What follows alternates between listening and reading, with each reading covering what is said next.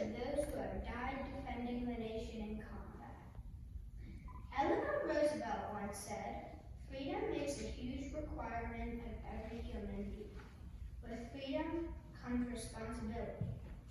That means that if the people fighting in wars didn't fight for us, then we wouldn't be free. Because we are free, you have to honor the people that fought for us. And how do we honor them? By recognizing the sacrifice that they made for the generations to come so that people could be free. In the Revolutionary War, we fought Great Britain so we could be free and have our own government. In the Civil War, people fought so that people of color didn't have to be slaves. In World War I, we helped our allies, Britain and France, to keep their freedom. In World War II, we fought back the very aggressive Axis powers. A lot of people decide to sign up for the military to protect America and to keep our freedom. What should you be doing with the freedom that you have?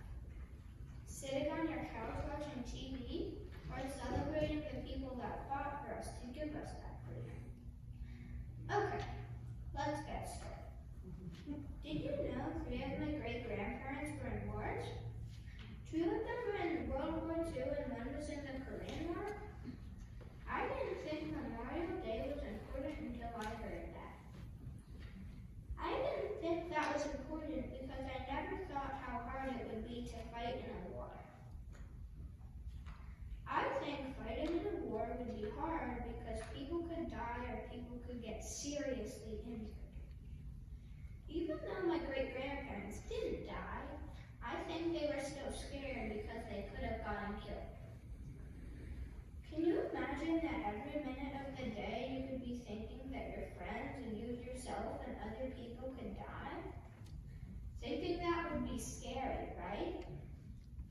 Another way veterans sacrifice is because you could be leaving your family to fight in a war and you might never see them again. That would be hard, right? What would you think if you had to leave your family to fight in a war and never see them again? Wouldn't you want to be playing with your kids in your backyard?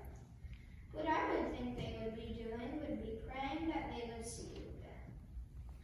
That would be hard because if you were running the family, then if the wife went to work in a factory, then maybe the kids might have no one to take care of them.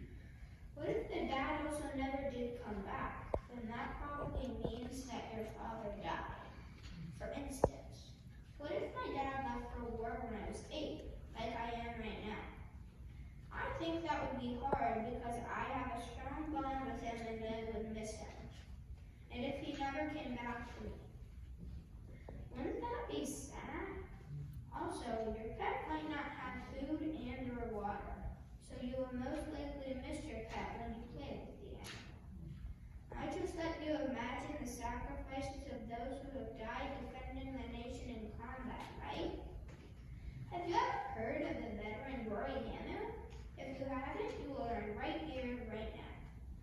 Roy was a man that stepped on an explosive in Afghanistan. He lost a leg but still worked very hard to be the best person he can be. I think that is admirable because he still works hard even with a robotic leg. Although Roy didn't die, many people have lost their lives in war this way. I just let you know why Memorial Day is important, right?